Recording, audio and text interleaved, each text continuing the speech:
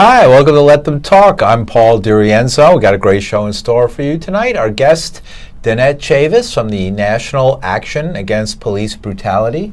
And this is her second time on the show. Welcome back, Danette. Thank you for having me. And we're going to talk about a very important issue, which sort of continues last week's issue we were just discussing on Rikers Island, and now we're talking about the streets in New York. And, you know, so much has happened in the last few weeks. We saw Eric Garner, die in a chokehold right on the street in Staten Island, and people there are in shock, really. And throughout the city of New York, I think they're outraged. People are in shock and outraged by what occurred, and the fact that Eric was left on the street for 7 minutes before anybody even approached him to see how he was doing, and that this whole thing happened over a cigarette, right? Well, allegedly.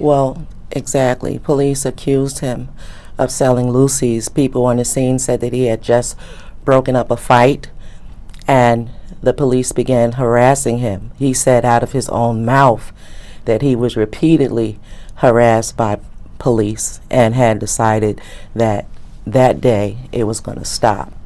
And an interesting thing I just found out not too long ago, and I think a lot of people aren't aware of it, that when that man said that he was repeatedly harassed by police, he literally was. There is a case from September of 2007 where he filed a lawsuit against police brutality. He had been arrested. Before he was arrested, he was stopped by police. He was made to put his hands on their black Jeep. You know, he was searched, strip searched, down to his socks. He had no weapon. He had no guns. And the police officer told him that he didn't deserve to have a job because at that time he was working for the Department of Parks. Okay. They performed a cavity search on this man in the middle of the street. Okay. And he told them, please don't do that. If you want to search me, I'll go down to the precinct. Okay, and they ignored him, and they performed a cavity search in this man's rectum in the middle of the street. That's what his lawsuit, his complaint said that he had wrote while he was in prison because the police at that time accused him of drugs. His lawsuit was dismissed by the judge because he wasn't able to provide an address after he was released. So the judge used that excuse alone to dismiss the case in its entirety. So when that man said that he was repeatedly harassed by police, he was not lying. And it's public information. Anybody can look it up if they want to and see. Now, when you understand that part of the equation and you see what was done to this man, it just literally blows your mind. It makes you angry beyond description. Because what they did is they used what is an illegal policy, first of all, an illegal procedure. Chokeholds have been ruled illegal for the last 20 years. Every NYPD officer should be aware of that. Okay, nevertheless, they did it. And we have a commissioner in New York City who is saying he has to look at the handbook to see if the chokehold was really a chokehold in accordance to what the handbook says. This is the type of nonsense that we deal with and why people are fed up and have had enough. Mm-hmm. So, we were promised a change with the new mayor, de Blasio, who's not actually even in New York right now. He's on vacation. Which he has a right to, and anybody has a right to that time to get away. But at this time, do you think it was the proper thing to do for him to take this vacation right now with this Garner thing? Absolutely not. And I think under the circumstances, he's very happy that he's on vacation because when the announcement came that he intended to reappoint Commissioner Bratton, people in New York City were against it. People protested against it and did not want him to appoint Commissioner Bratton. Why is that? Why is Commissioner a lot of Bratton? People, even in New York City, are unaware that Commissioner Bratton was here before. He was a past commissioner of NYPD, and under his watch as a commissioner, who was mayor at that time? Anthony Baez lost his life in a chokehold. Nicholas Haywood Jr., 13 years old, was shot by NYPD. Malcolm Ferguson The list goes on. And those families, when they met with him at a town hall meeting, to find out if he was going to prosecute these officers, he told the families that they were idiots. He called them idiots. So when we heard that this man was being considered for reappointment again, it was not acceptable, not at all.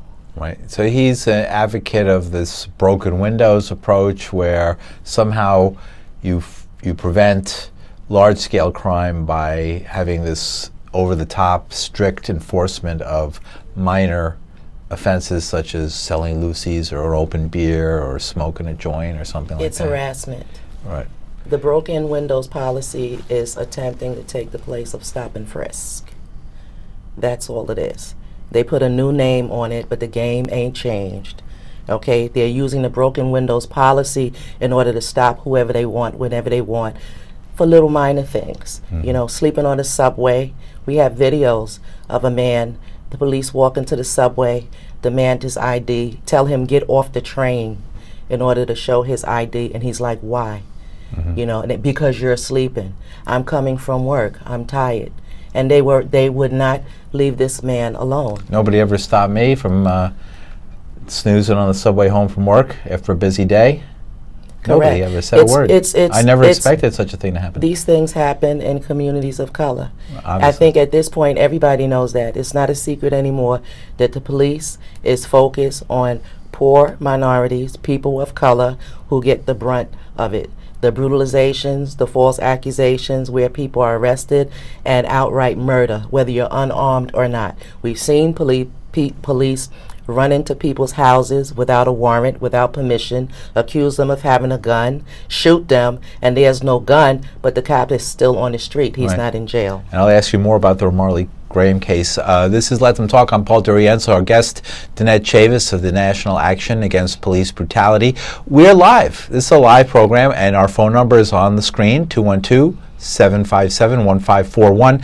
You're invited to call, join the conversation, and we will do our best to answer your questions. Remember to turn your TV down because there's a slight delay, so don't try and listen to the TV and speak on the phone at the same time. Okay, so go nuts. There's the number.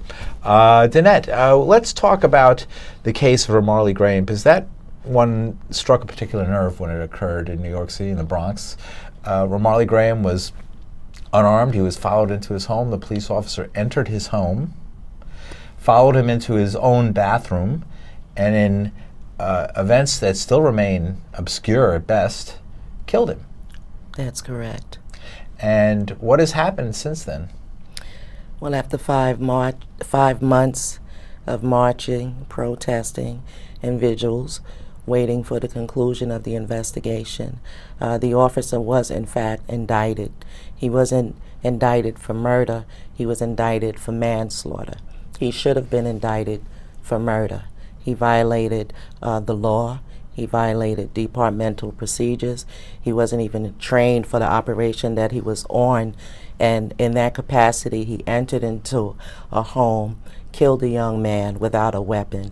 And it should have been no questions asked. He should have been indicted for murder, not manslaughter. Manslaughter being a lesser charge. You killed somebody. Right. You didn't intend to, but this is what happened.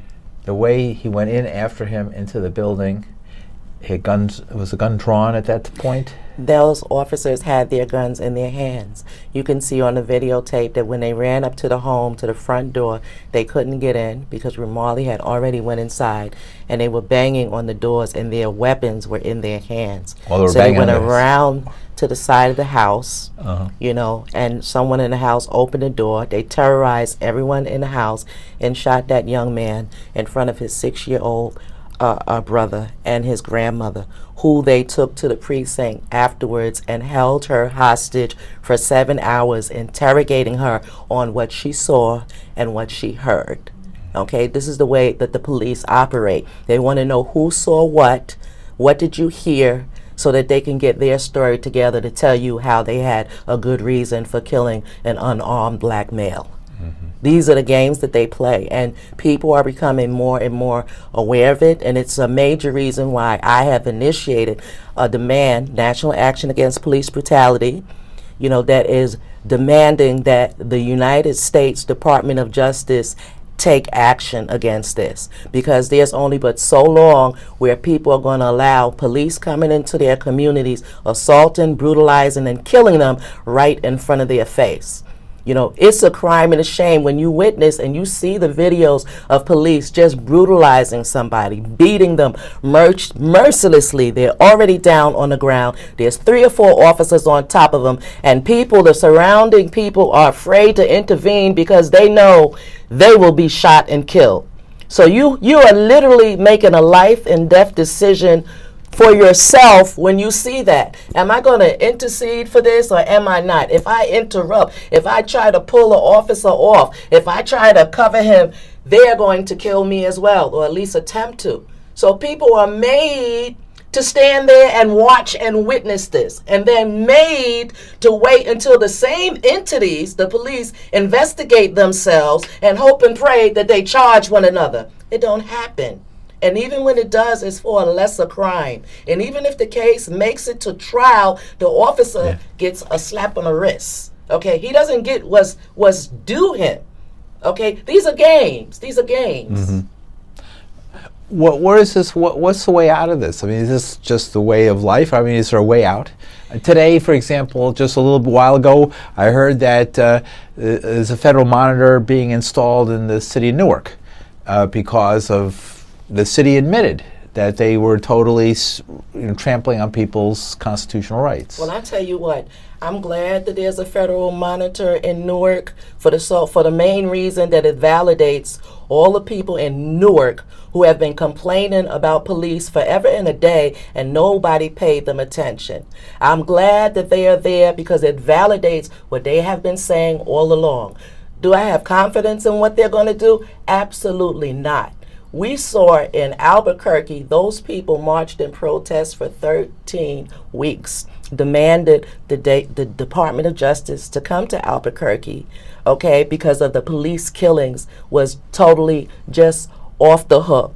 They came there and they said that the Albuquerque police had a pattern, a systematic pattern of excessive force, abuse, by which murder was committed. Okay, they gave the strongest indictment against that police department that was ever heard, and then they turned around and said, however, we're not here to prosecute police.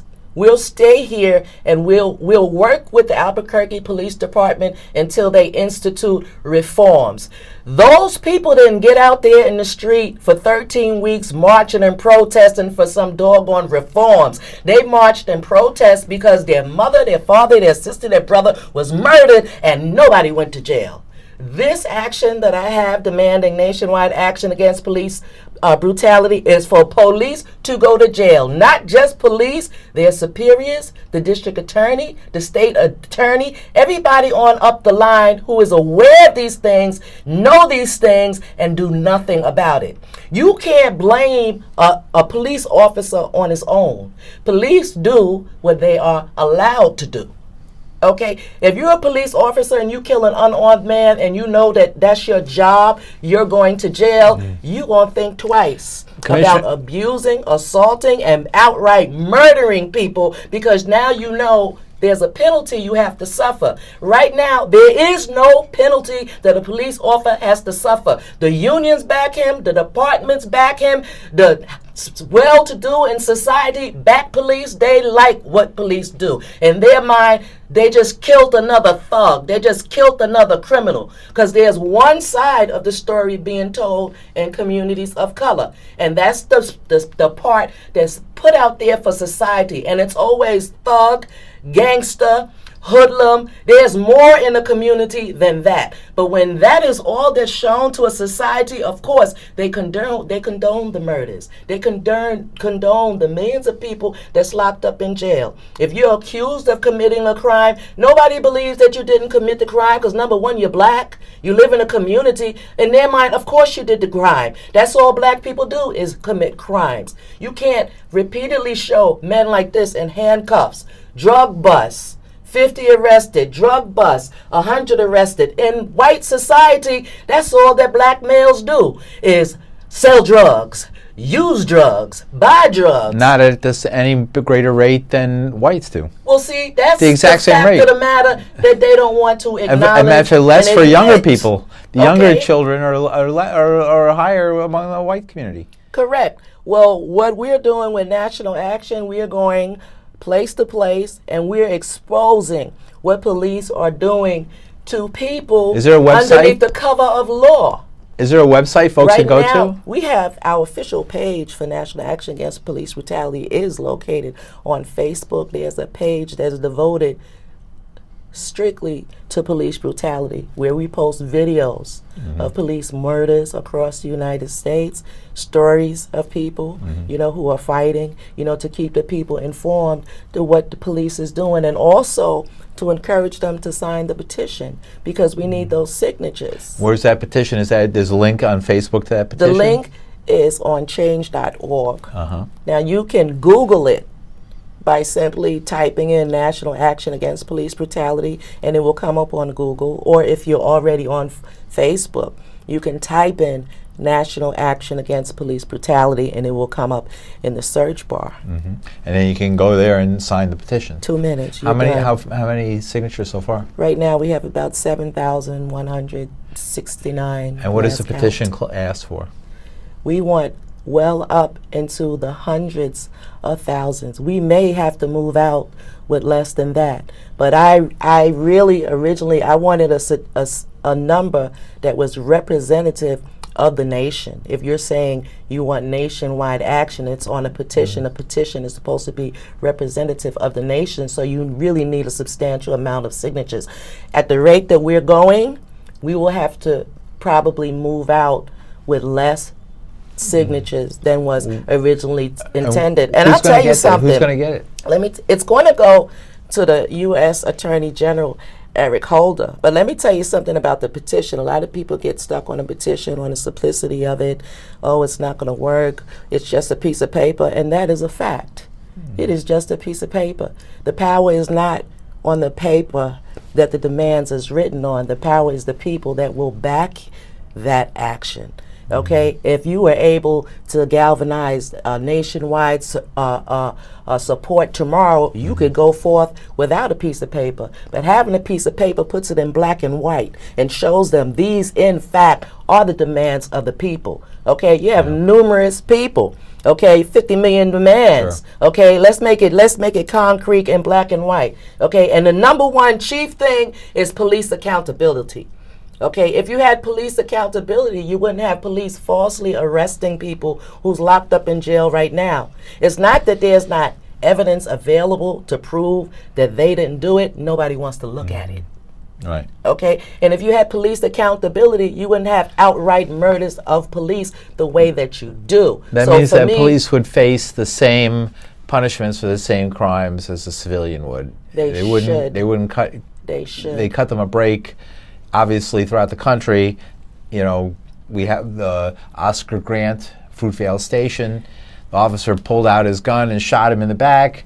He claims, "Oh, I thought it was my stun gun."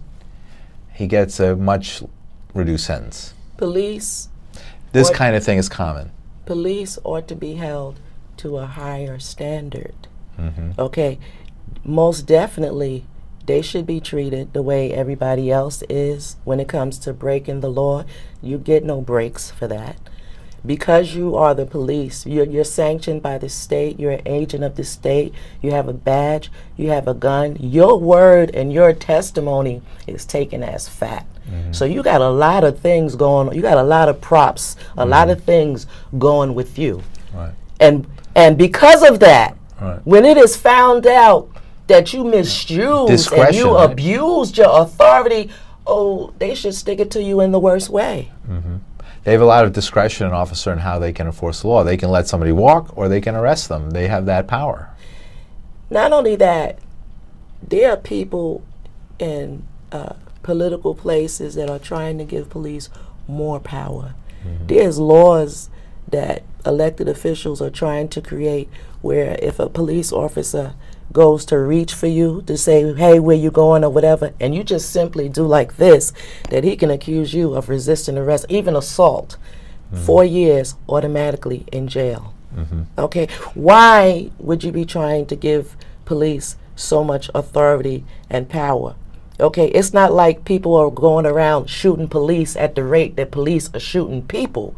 Okay, why would you want to give them additional powers like that, seeing as how they're already abusing their powers? Answer, why do they want to give these officers all this power? What's going on in our society? Where's this In your opinion, Danette Chavis? The real answer is because they are turning the United States into a police state. Okay, There's 2.5 million people in jail, more than any other country in the world. Just watching the Daily Show the other day. Not just more than any other country in the world, more than any other countries combined. Okay, if you take every other country in the world, put them all together, count up how many inmates they got, the United States got more. Okay, that's where we're at with this.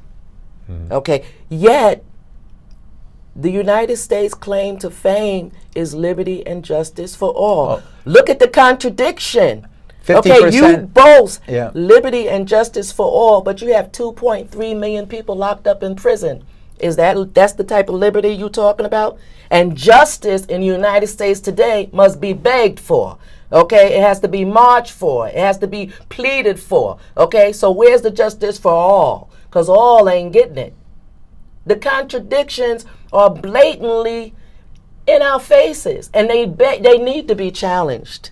You know, and that's what I want this petition. I want this petition to call the United States out on what are bogus claims that have been made for years and years concerning liberty and justice for all. Okay? Are you worried about yourself in this? You know, when you present such a strong opinion and you have this petition out that might have an effect. I'm worried about myself and everyone else if such action is not taken, because we are all at risk. You know, that's the truth of the matter. You know, there's a segment of white America that's really not concerned with any of this. They think that's a black problem. You know, they clap their hands, good. Another one gone, kill all of them, throw all of them underneath the jail cell. That's really how they feel. But it's coming to their doorstep. I know many white people, many white families that have experienced the tragedy of a lost one through the hands of police, and they're in total utter amazement. And even when that happens, and when they proceed to court, they're still confident that they're going to get justice, because white people are accustomed to getting justice. Justice always works in their favor, particularly when it's against black people. In this case, when it comes to police brutality, they are finding justice is not on their side. Well, they have many of the people, two groups of people that inflate the jail numbers. War on drugs, which is a victimless crime 99% of the time, right? People using drugs themselves for better or worse, you know, being put in jail, and folks who have you know, mental problems, people who are should be maybe being taken care of, who are on the streets and then get arrested because they're acting out on the street. And this is a large number of the people in jail. And so, you know, in the white community, you could have somebody who's schizophrenic too, or some other illness, and they're on the street having a breakdown. Police kill them. Happens a lot. Unfortunately, happens a lot. Doesn't happen all the time, but it does happen. I know one thing: if they keep playing around with this issue, the United States is going to be in a state of war within itself. You know, as far as many people are concerned, the United States has already declared war against people of color.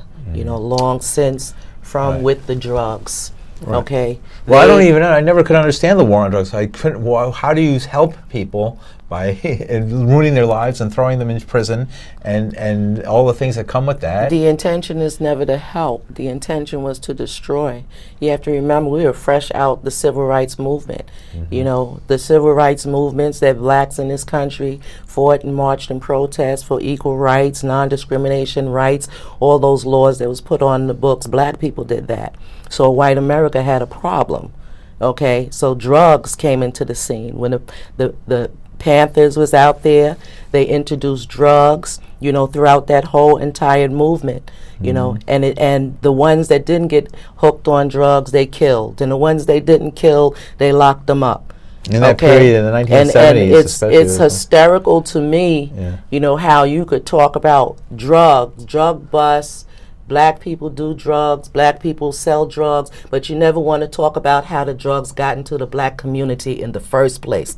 See, tell that part of the story. Don't just talk about black people use drugs, sell drugs. Talk about how the drugs got into the black community in the first place, okay? It's not a secret. The drugs came into the black community, compliments of the government.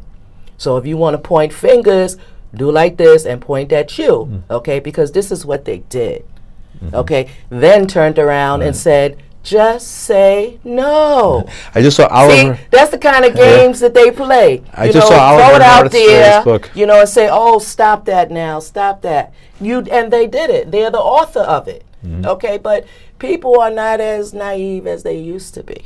All right, we're speaking with Danette Chavis, who's with the National Action Against Police Brutality, and who's telling us about the devastating effect that police brutality has had in the African American community and misuse of power, all the deaths that have happened, and the even maybe even to a greater degree the effect of the constant humiliations and petty and small humiliations that make people feel like they're a second-class citizen in their own country.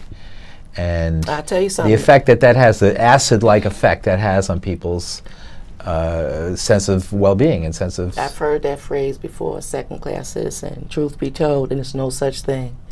Either you're a citizen or you're a slave. And that's a bitter pill for a lot of people, to digest. But that, in fact, is the truth of the matter. There's people here in the United States that got jobs, good-paying jobs, but you're a slave. There's millionaires in this country, that eat good and live well, but you're a slave. If you make thousands and thousands of millions of money, millions of dollars, but you don't have the right to say what you would like to say, or you don't have the ability to speak to a certain issue that you care about because you think that your check's gonna stop coming, then you're a slave. You're a bought and paid, hired slave. Right. Okay, it has nothing to do with the dollar, the amount of money. You can be a rich slave or you could be a poor slave. A slave is a slave. You have no rights. Right. Well, I like to see more people speak out about some of the things that happen in the world, like what's happening today in the Middle East.